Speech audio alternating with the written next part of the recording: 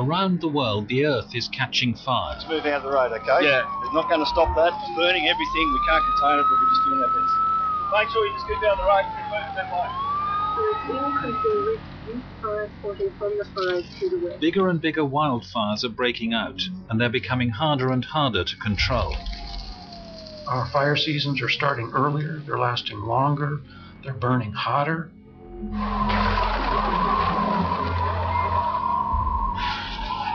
Fears are growing that climate change will bring with it not only more extreme weather events, it'll also herald a new age of megafires.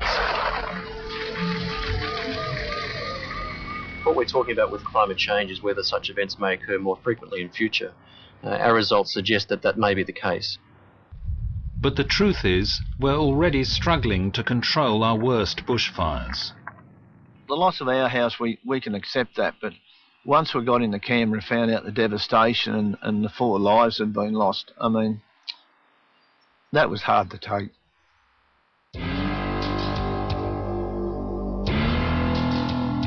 Tonight on Four Corners, will Australia burn uncontrollably in years to come? How will we minimise the risk? And how will we put out the flames?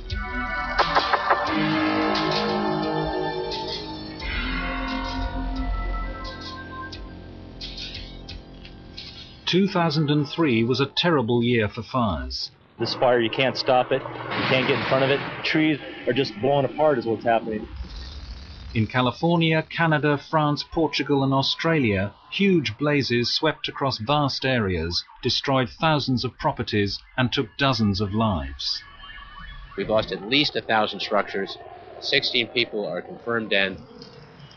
California, which represents probably the largest firefighting capacity in the United States and maybe in the world, was overwhelmed. The Cedar Fire in Southern California outside of San Diego burned over 3,000 homes and claimed 22 lives. Some 50,000 people were evacuated starting at 2 o'clock in the morning. In Australia alone, nearly 4 million hectares were burned. In Canberra, 4 lives were lost. In 1 year, on 3 continents, we had, in effect, record-breaking fires. And that I think made some people sit up and think, well, hey, you know, what's going on here? Is there an international pattern? Is something happening in relation to climate change? Australia has had its share of catastrophic fires. In 1939, the Black Friday Inferno resulted in the loss of 71 lives. Bushfire brigades attacked the flanks of the fires along the foothills and lower slopes of the mountain range. Fewer lives are lost nowadays, but the fear is that fires are becoming harder to put out. I spend a lot of time out in the bush in Victoria and in regional Victoria talking to farmers, talking to firefighters, talking to foresters, and there's a huge number of them are telling me about bushfire behaviour that they would describe as unprecedented. Are we in for an era of larger than normal bushfires? Probably. Are fires becoming more difficult to contain and suppress? Definitely. That's evidenced by the fact that fires are both unseasonal. Victoria, Tasmania, South Australia all had fires of consequence, of significance, months before they would normally experience them.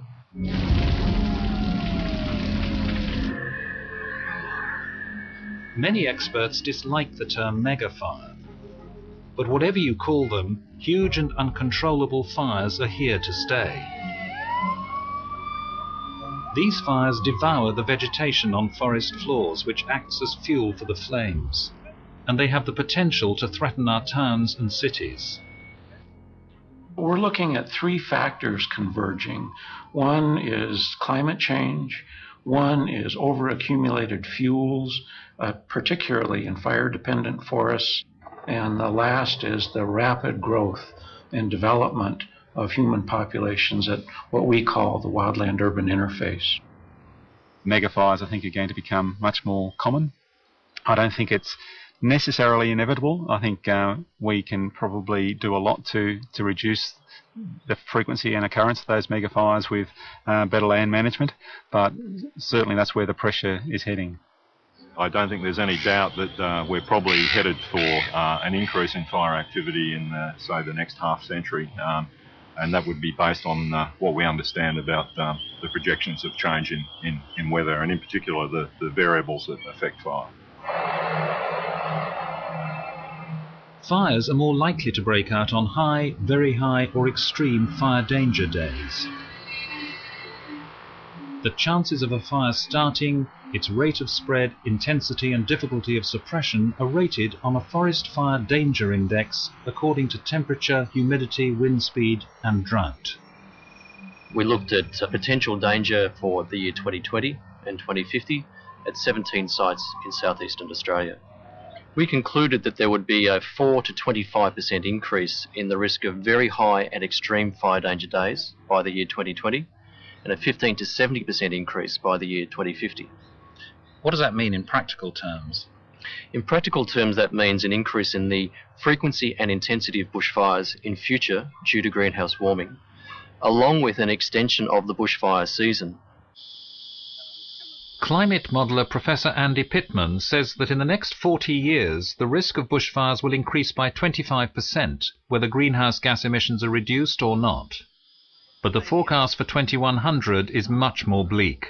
But if we allow the emissions to go to the high end, the population growths continue, there isn't some superb technological solution, we continue to burn fossil fuels in much the way that we have been doing, we're looking at least 100% increase in bushfire risk, and regionally, substantially more than that. These are forecasts of increased risk, but can we cope with the levels of risk we already have? Some now allege that even without global warming, fire management in Australia has been unable to prevent megafires.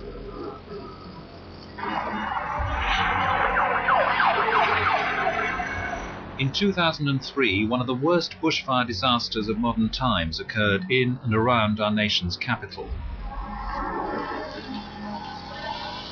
On January the 18th, extreme weather conditions fanned the flames as a firestorm engulfed the suburbs of Canberra.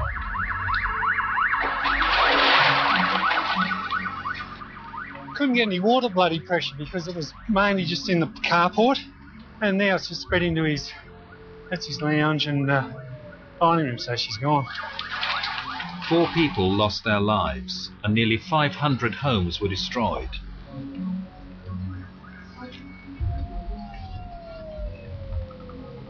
Mount Stromlo Observatory was gutted and Canberra's water supply seriously polluted. Firefighting is not an exact science, and the Canberra story shows how bad judgment calls can have drastic consequences.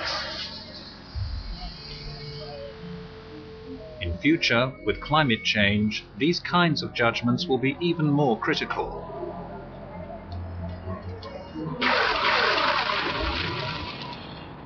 On the afternoon of January the 8th, a lightning strike started a fire in New South Wales, in a remote part of the Brindabella National Park, known as McIntyre's Hut. It was one of 4 fires which would end up hitting Canberra 10 days later. Wayne West, who owns Waiora Station, an 860-acre property next to the national park, remembers vividly how the fire developed. On that first night, he called New South Wales Fire Control to find out what was happening. They showed very little concern with the fire, and I was under the impression that the fire was just a lightning strike of very little concern at the time. Then he visited the site. I went to the fire that evening. And what did you see?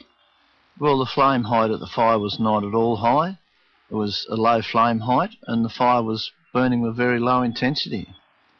Would it have been dangerous for firefighters to go there and fight it? Well, at no time did I feel as though I was endangered or intimidated by the fire at all, and that was right through to the 17th of January.